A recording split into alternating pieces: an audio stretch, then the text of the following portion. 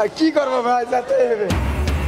ঈদযাত্রার শেষ দিনে সব কিছু তুচ্ছ করে বাড়ি ফিরতে মরিয়া মানুষ, কানায় কানায় পূর্ণ লঞ্চ, কেবিনে গাদাগাদি, ঝুঁকি নিয়েও ট্রেনের ছাদে শত শত যাত্রী। শেষ মুহূর্তের বেচাকেনায় ফাঁকা রাজধানীর পশুর হাট, লাভ ক্ষতির হিসাব না করেই লোকসান আতঙ্কে বিক্রি করছেন ব্যাপারীরা, দামপর্দির আশায় হাটে হাটে ঘুরছেন ক্রেতা। ঈদ জামাতের জন্য প্রস্তুত জাতীয় ঈদগাহ, 5 স্তরের নিরাপত্তা বলয়। সৌদি আরব সহ দেশে দেশে ঈদুল আজহা উদযাপন, মধ্যপ্রাচ্যের সঙ্গে মিল রেখে দেশের বিভিন্ন স্থানে জামাত।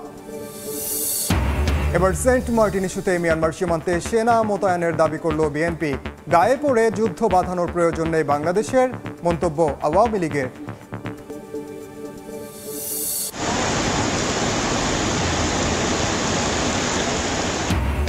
প্রবল বৃষ্টিতে সুনামগঞ্জের দোয়ারা বাজারে খাসিয়ামারা নদীর বেড়ি বাঁধে 5টি স্থানে ভাঙন, নিম্নাঞ্চল প্লাবিত, বন্যায় সিলেটে ভেঙে পড়েছে যোগাযোগ ব্যবস্থা।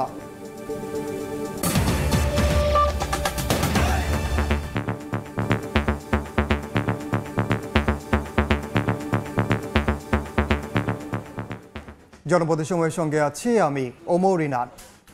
শুরুতে ঈদযাত্রার খবর। যে করেই হোক ঈদ উদযাপন করতে হবে প্রিয়জনদের সঙ্গে। এই কারণে ঈদযাত্রার শেষ দিনেও লঞ্চ, ট্রেন ও বাস টার্মিনালে উপচে পড়া ভিড় ঘরমুখী মানুষের। সবশেষ খবর জানাতে সদরঘাট লঞ্চ টার্মিনালে আছেন সহকর্মী দিন মোহাম্মদ সাব্বির এবং বিমানবন্দর রেল স্টেশনে আছেন নিবিড় শাহ। সরাসরি শুরুতে যাচ্ছি সাব্বিরের কাছে। সাব্বির,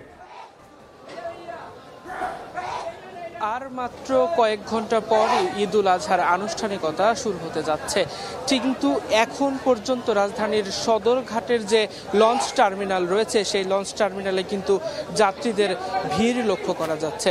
অর্থাৎ আপনাদের যদি আমি একটু দেখানোর চেষ্টা করি, আসলে দুপুর থেকে আমরা সদরঘাট লঞ্চ টার্মিনালে ছিলাম। দুপুরের দিকে যাত্রী চাপ কিছুটা কম থাকলেও বিকেল থেকে সন্ধ্যা পর্যন্ত যাত্রীদের উপচে পড়া ভিড় ছিল সদরঘাট লঞ্চ টার্মিনালে। কিন্তু সন্ধ্যা 7টার পর থেকে বেশ কয়েকটি লঞ্চ ছেড়ে যাওয়ার পর এখন এই লঞ্চ টার্মিনাল যে প্ল্যাটফর্মগুলো রয়েছে সেই প্ল্যাটফর্মে যাত্রী সাধারণের ভিড় অনেকটাই কম লক্ষ্য করা যাচ্ছে। কিন্তু এখন পর্যন্ত আসলে দক্ষিণবঙ্গমুখী যারা ঘরমুখী মানুষ রয়েছে তারা এখন পর্যন্ত রাজধানী ছেড়ে তাদের স্বজনদের কাছে যাচ্ছেন। আমরা এখন পর্যন্ত সর্বশেষ যে তথ্য পেয়েছি সেখানে 70টিরও অধিক লঞ্চ ইতিমধ্যেই রাজধানীর এই সদরঘাট লঞ্চ টার্মিনাল থেকে দক্ষিণবঙ্গের বিভিন্ন জেলার দিকে চলে গেছেন। আমরা যেমনটি দেখেছি আসলে বিভিন্ন রুটে যে ঘরমুখ মানুষ আসলে ফিরছেন তার মধ্যে চাঁদপুর, বরিশাল, ভোলা এই 3টি জেলায় আসলে বেশি যাত্রী সাধারণ দেখা যাচ্ছে। একই সঙ্গে আপনাদের আরেকটু তথ্য জানিয়ে রাখতে চাই, এই যে ঈদকে কেন্দ্র করে যাদের এই যে ঘরমুখ মানুষের যে উপচে পড়া ভিড়, এই ভিড়কে কেন্দ্র করে আসলে যারা লঞ্চ মালিক এবং লঞ্চ কর্মচারী, লঞ্চের সঙ্গে সংশ্লিষ্ট ব্যক্তিরা রয়েছেন, তারা আসলে যারা লঞ্চে সংশ্লিষ্ট রয়েছেন তারা আসলে চেষ্টা করছেন একটি নেতিবাচক বাণিজ্য করার। আমরা দেখতে পেয়েছি আসলে লঞ্চের ধারণ ক্ষমতার চেয়ে বেশি যাত্রী নিয়ে লঞ্চগুলো ছেড়ে যাচ্ছে। তবে আসলে সময় যতই বাড়ছে ততটাই আসলে যাত্রীদের ভিড় সদরঘাট লঞ্চ টার্মিনালে কম লক্ষ্য করা যাচ্ছে। তো সদরঘাট লঞ্চ টার্মিনাল থেকে এই ছিল আমার কাছে সর্বশেষ। এখন রাজধানীর বিমানবন্দর রেলওয়ে স্টেশনে আছেন সহকর্মী নিবিড় সাহা, আমরা সরাসরি চলে যাচ্ছি তার কাছে। আর কয়েক ঘন্টা পরে কিন্তু পবিত্র ঈদুল আজহা, এবং এরই মধ্যে আমরা দেখেছি যে বিকেল থেকে রেলপথের যারা যাত্রা করছেন সেই চিত্রটি আমি যেমনটি দেখেছি যে আসলে যারা ভ্রমণ করছেন অর্থাৎ কমলাপুর থেকে যে ট্রেনগুলো ছেড়ে আসছে সারা দেশের উদ্দেশ্যে, সেগুলোতে কিন্তু আমরা দেখছি যে আসলে যে যাত্রীদের চাপ সেটি কিন্তু আসলে খুব একটা যে বেশি কিংবা উপচে পড়া ভিড় তেমনটি ছিল না। এবং সন্ধ্যার পরও যে ট্রেনগুলো ছেড়ে এসেছে সেগুলোতে আমরা দেখেছি যে আসলে যে যাত্রীদের যে উপচে পড়া ভিড় কিংবা চাপ সেটি কিন্তু আসলে ছিল না। এবং এখন আমি দাঁড়িয়ে আছি বিমানবন্দর রেলওয়ে স্টেশনে। এখানেও কিন্তু আমরা দেখছি যে আসলে যে গত কয়েক বছরের যে পরিসংখ্যান যেমনটি বলে যে ঈদের আগে যাত্রীদের একটি উপচে পড়া ভিড় লক্ষ্য করা যায় রেল স্টেশনগুলোতে। রাজধানী ছাড়ার যে মানুষের সংখ্যা সেটি কিন্তু আসলে আমরা দেখছি যে এবার কিন্তু অনেকেই ছুটিটি দীর্ঘ হয় কিন্তু অনেকে কিন্তু আগে ভাগেই চলে গেছেন, যার কারণে এখন পর্যন্ত কিন্তু আসলে যে যাত্রীদের উপচে পড়া ভিড় সেটি কিন্তু আসলে সন্ধ্যার পর থেকে চোখে পড়েনি। তবে সাধারণ অন্যান্য দিনের তুলনায় কিন্তু গত কয়েকদিনের তুলনায় কিন্তু চাপ থাকলেও কিন্তু আসলে সেটি উপচে পড়া ভিড় নয়। আমরা কথা বলেছিলাম যাত্রীদের সাথে, তারা যেমনটি বলছেন যে আসলে এই যে ব্যবসা গরমের কারণে বয়স্করা যারা রয়েছেন, শিশুরা যারা রয়েছেন তাদের কিন্তু আসলে একটু সমস্যা হচ্ছে। পাশাপাশি অন্যরা তারা বলছেন যে আসলে নারীর টানে বাড়ি ফেরার যে আনন্দ তারা সেটি উপভোগ করছেন এবং কিছু ঘন্টা পরেই তারা ঈদ উদযাপন করবেন, এটি তাদের কাছে আসলে উচ্ছ্বাসের জায়গা। তো সবকিছু মিলিয়ে এই ছিল আমার কাছে থাকা বিমানবন্দর রেলওয়ে স্টেশন থেকে সবশেষ খবর। ঘরমুখী মানুষের ঈদ যাত্রার খবর জানাচ্ছিলেন সহকর্মীরা। এদিকে শেষ মুহূর্তে জমজমাট কোরবানির পশুর হাট লোকসান আতঙ্কে কম দামে বিক্রি করছেন ব্যাপারীরা। সবশেষ খবর জানাতে এই মুহূর্তে রাজধানীর তেজগাঁওয়ে আছেন সহকর্মী কামরুল হাসান সবুজ এবং চট্টগ্রামের নূরনগর হাউজিংয়ে আছেন শফিকুল আলম। সরাসরি শুরুতে যাচ্ছি সবুজের কাছে। সবুজ, কম মানুষ কম গরুতে জমজমাট এই মুহূর্তে কোরবানির পশুর হাট যেটি তেজগাঁও বসেছে, সেই হাটটি মোটামুটিভাবে শেষ মুহূর্তের কেনাকাটায় ব্যস্ততা বেড়েছে এবং ব্যস্ত সময় পার করছেন ক্রেতা বিক্রেতা উভয়ই। আমরা এই হাটের ইজারাদারদের সাথে কথা বলে যেটা জেনেছি যে এই হাটে মোটামুটিভাবে 10 থেকে 12 হাজার পশু এসেছিল এবং সেগুলো ম্যাক্সিমাম বিক্রি হয়ে গেছে। আর 400-500 পশু অর্থাৎ গরু রয়েছে যেগুলো আশা করছেন কিছু সময়ের মধ্যেই বিক্রি হয়ে যাবে। এবং এই যে যা দেখাচ্ছে যে হাট কিন্তু মোটামুটিভাবে ফাঁকা হয়ে গেছে, অল্প কিছু পশু নিয়ে এখন পর্যন্ত বসেছে। শেষ সময়ের বেচা কেনা কিছুটা মুনাফা কিছুটা লাভে বিক্রির আশায় বসে আছেন এবং যারা ক্রেতারা আসছেন তারাও আসছেন আসলে শেষ সময়ের একটু ঝুঁকি নিয়ে, যে দাম যদি পড়ে যায় আরও কিছুটা তাহলে সেই দামে তারা সেই সুযোগে তারা কিনবেন। তো এইভাবে আসলে চলছে এই তেজগাঁও পশুর হাটের কেনাবেচা। এবং এই হাটেও একই চিত্র, যেখানে বড় গরুর বিক্রি তেমন একটা নেই, ছোট এবং মাঝারি গরুর বিক্রি মোটামুটিভাবে সবই বলা চলে যা এসেছে প্রায় সবই শেষ হয়ে গেছে। এবং এই হাটে এখন পর্যন্ত যারা ক্রেতারা আসছেন, এই যে সেই যে একই কথা ক্রেতা এবং বিক্রেতার কথা, যে ক্রেতারা বলছেন যারা এখনো কিনতে পারেননি তারা বলছেন যে দাম আসলে এখন পর্যন্ত চড়া দাম যে বসে আছেন বিক্রেতারা, খামারিরা এবং ব্যাপারীরা। আবার যারা বিক্রি করেছেন খামারি তারা কিন্তু বলছেন যে তারা মোটামুটিভাবে হয়তো কোনো গরুতে কিছুটা লোকসানে বিক্রি করেছেন, কোনোটাতে কিছুটা লাভ করেছেন, এইভাবে তারা সমান সমান থাকার চেষ্টা করেছেন। খুব যে আহামরি লাভ করে তারা বিক্রি করেছেন সেরকমটা এই হাটের অন্তত ব্যাপারী খামারি তারা বলেননি। এবং যারা এখন পর্যন্ত কিনে ফেলেছেন গরু তারা কিন্তু ঠিকই বলছেন যে তারা মোটামুটিভাবে দামটা তারা যেমনটা প্রত্যাশা করছিলেন আর কি, অন্তত ছোট এবং মাঝারি গরুতে সেই প্রত্যাশা মতো দামে কিনতে পেরেছেন। তো সবকিছু মিলে শেষ সময়ের বেচা কেনা চলছে রাজধানীর তেজগাঁও পশুর হাটে। আমার কাছে এই মুহূর্তে এই ছিল এখান থেকে সবশেষ খবর। আমরা এখন চলে যাচ্ছি চট্টগ্রামে, সেখানকার হাটের খবর জানাবেন সহকর্মী শফিকুল আলম। আসলে এক কথায় বলতে গেলে আসলে বিক্রেতা যারা আছেন তাদের মন ভালো নাই, তারা কিন্তু খুব হতাশায় ভুগছেন, যেহেতু বাজারে গরু সেরকম বিক্রি হচ্ছে না, অর্থাৎ কাস্টমার খুব কম দেখা যাচ্ছে চট্টগ্রামের বাজারগুলোতে। আমরা দেখেছিলাম গতকাল কিন্তু প্রচুর গরু বেচা বিক্রি হয়েছিল, প্রচুর দাম ছিল গরুর, কিন্তু আজকে সকাল থেকে একটু কমতির দিকে ছিল, এখন বিকেলে এসে আরও কমতির দিকে যাচ্ছে। এগুলো তো বড় গরু কমে যাচ্ছে একেবারে, তবে যে ছোট যে গরুগুলো রয়েছে সেগুলো মোটামুটি বলা যায় দাম আছে, এগুলো মানে কমছে আবার বাড়ছে এরকম। কিন্তু বড় আকৃতিতে আমরা বেশ কয়েকটি গরু আমরা দেখেছি যেগুলো গতকাল 6 লাখ টাকা পর্যন্ত চেয়েছিল, সেটি আজকে কিন্তু 5 লাখ টাকা 4.5 লাখ টাকা পর্যন্ত বলছেন। চট্টগ্রামের এই যে একটা রীতি আছে আসলে, এগুলো আজকে সারা রাত ব্যাপী কিন্তু চট্টগ্রামের যে বড় বড় যে বাজারগুলো রয়েছে সেখানে গরু বেচা কেনা হবে, কারণ অনেকে কিন্তু আজকেও কিন্তু অনেকে গরু কিনবেন। তবে যারা অতি ঝুঁকি নিতে চাননি তারা কিন্তু গতকালে অর্ধেকের বেশি মানুষ কিনে ফেলছেন, অর্থাৎ বলা যায় 90% মানুষ গতকালে কিনে ফেলেছেন। তবে আজকে 10% যে মানুষ তারা কিন্তু বাজারে ঘুরে ঘুরে দেখছেন এবং কেনার চেষ্টা করছেন। তবে বড় গরুর দাম কিছুটা একটু কমে গেছে সেটা বলা যায়, তবে ছোট আকৃতি যে গরুগুলো রয়েছে এগুলোর চাহিদা বেশি কারণে সেগুলো মোটামুটি তারা বিক্রেতারা সেগুলো ছাড়তে চাচ্ছেন না। অর্থাৎ চট্টগ্রামের এই নূরনগর হাউজিং সোসাইটির মতো কিন্তু অন্যান্য বিবির হাট, সাগরিকা সহ নানান বাজারে কিন্তু গরুর দাম আজকে বিকেল অর্থাৎ দুপুরের পর থেকে একটু কমে কমে গেছে সেরকম মনে হচ্ছে, এবং বিক্রেতা সেটাই বলছেন। তারা বলছেন যে এই যে এতদিন দীর্ঘদিন ধরে তারা এই গরুগুলো লালন পালন করার পর কিন্তু এখন বিক্রি করার সময় এসে কিন্তু বিক্রি করতে পারছে না। এই বাজারে না হলে 5 থেকে 7-8 হাজারের মতো এখনো পর্যন্ত গরু কিন্তু বিভিন্ন যে খাইন দেখছেন এই খাইনে রয়েছে। তো এই সকাল থেকে কিন্তু যে ভর্তির দিকে আছে বাজার, সেটি এখনো পর্যন্ত সেটি অব্যাহত রয়েছে, এবং আজকে সারা রাত ব্যাপী কিন্তু এই বাজারে কিন্তু গরু বেচা বিক্রি হবে। তো এই ছিল আমার কাছে সর্বশেষ তথ্য। চট্টগ্রাম এবং রাজধানী থেকে পশুর হাটের খবর জানাচ্ছিলেন সহকর্মীরা। পবিত্র ঈদ উল আজহা উপলক্ষে দেশবাসীর উদ্দেশ্যে শুভেচ্ছা বার্তা দিয়েছেন প্রধানমন্ত্রী শেখ হাসিনা। ত্যাগের মহিমায় উদ্ভাসিত হয়ে দেশের কল্যাণে কাজ করতে সবার প্রতি আহ্বান জানান সরকার প্রধান। প্রিয় দেশবাসী, আসসালামু আলাইকুম। বছর ঘুরে আবার আমাদের মাঝে ফিরে এসেছে পবিত্র ঈদ উল আজহা। আপনাদের ঈদ উল আজহার শুভেচ্ছা জানাচ্ছি। ঈদ মোবারক। ঈদ উল আজহার শিক্ষা ধারণ করে আসুন আমরা ত্যাগের মহিমায় উজ্জীবিত হয়ে দেশ ও দেশের মানুষের কল্যাণে কাজ করি। পবিত্র ঈদ উল আজহা আমাদের সকলের জীবনে বয়ে আনুক অনাবিল আনন্দ, সুখ, শান্তি ও স্বাচ্ছন্দ্য। সবাই ভালো থাকুন, সুস্থ থাকুন, নিরাপদ থাকুন। ঈদ মোবারক।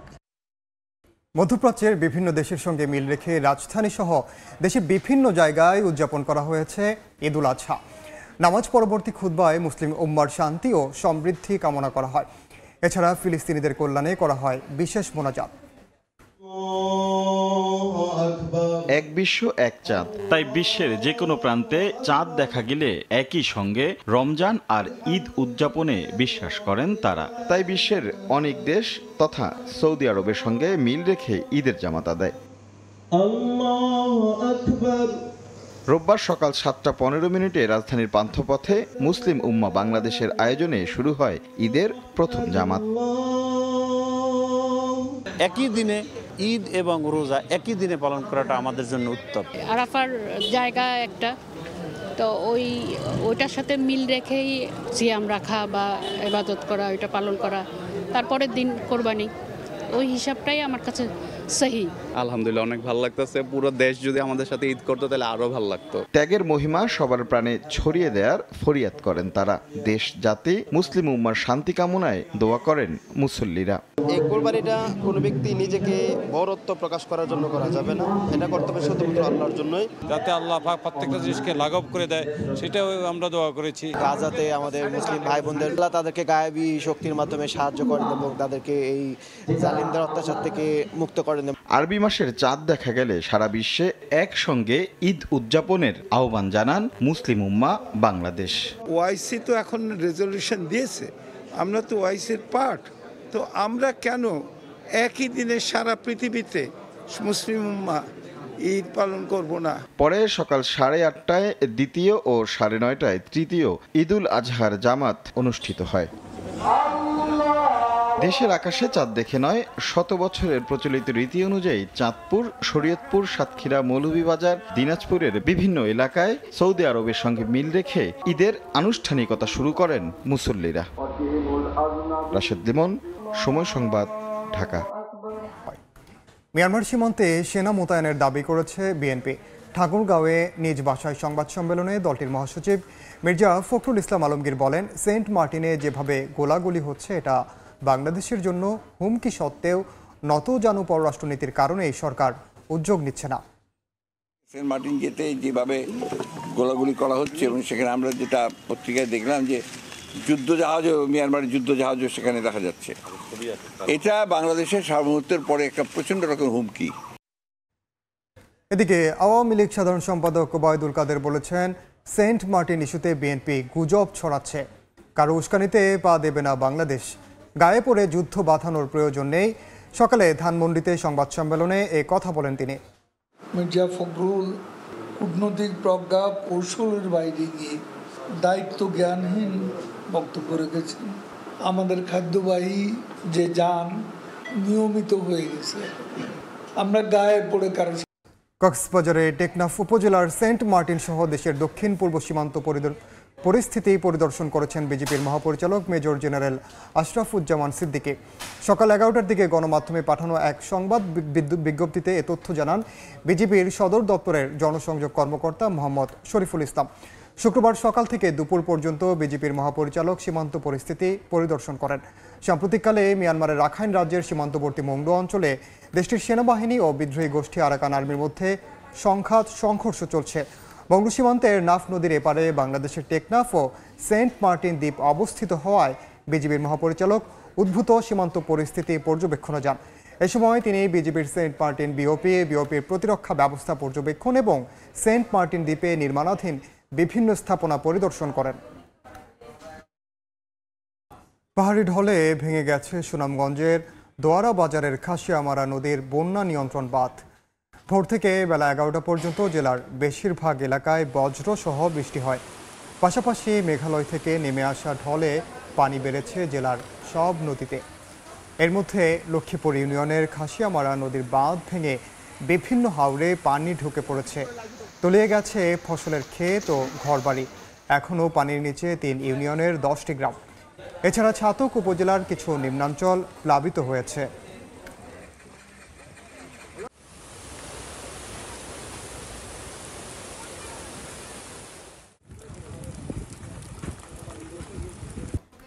ঘূর্ণিঝড় রেমালের তাণ্ডবের ক্ষতচিহ্ন এখনও শুকায়নি উপকূলীয় এলাকাগুলোতে। কোরবানির ঈদের আনন্দ ফিকে সহায় সম্বল হারানো মানুষের। ক্ষতিগ্রস্তরা বলছেন ফসলি জমি ও ঘরবাড়ির ক্ষতি হওয়ায় দিশেহারা তারা। সরকারি সহায়তার দাবি তাদের। তালিকা করে ত্রাণ পৌঁছে দেওয়ার কথা জানিয়েছেন বিভাগীয় কমিশনার। অপূর্ব রিপোর্টে বিস্তারিত।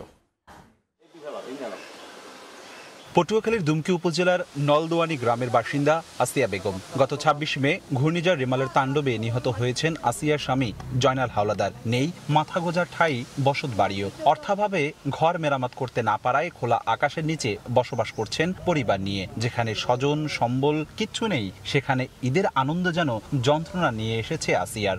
আমার স্বামী তো মারা গেছে, আমি তো এই দুঃখ লইয়ে চলতে আছি, আমি এই সুখ লইয়ে চলতে আছি। বাবা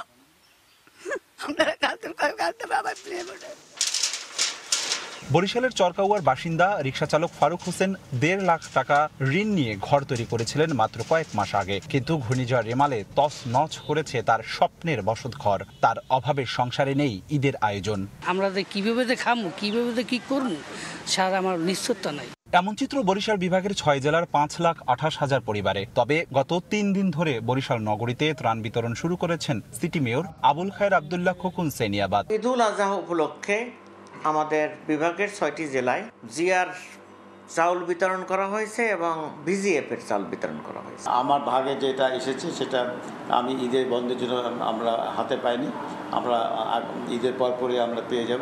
ঝড়ে বরিশাল বিভাগে 13 জন মারা গেছেন। নিহত পরিবারের মাঝে জনপ্রতি 25,000 টাকা বিতরণ করেছে জেলা প্রশাসন। অপূর্ব অপু, সময় সংবাদ, বরিশাল। এ পর্যায়ে শীর্ষ সংবাদগুলো জানিয়ে দিচ্ছি আরেকবার। এই যাত্রার শেষ দিনে সবকিছু তুচ্ছ করে বাড়ি ফিরতে মরিয়া মানুষ। কানায় কানায় পূর্ণ লঞ্চ, কেবিনে গাদাগাদি। ঝুঁকি নিয়েও ট্রেনের ছাদে শত শত যাত্রী। শেষ মুহূর্তের বেচাকেনায় ফাঁকা রাজধানীর পশুর হাট। লাভ ক্ষতির হিসাব না করেই লোকসান আতঙ্কে বিক্রি করছেন ব্যাপারীরা। দাম পড়তির আশায় হাটে হাটে ঘুরছেন ক্রেতা। এবং ঈদ জামাতের জন্য প্রস্তুত জাতীয় ঈদগাহ। 5 স্তরের নিরাপত্তা বলয়। সৌদি আরব সহ দেশে দেশে ঈদুল আজহা উদযাপন। মধ্যপ্রাচ্যের সঙ্গে মিল রেখে দেশের বিভিন্ন স্থানে জামাত।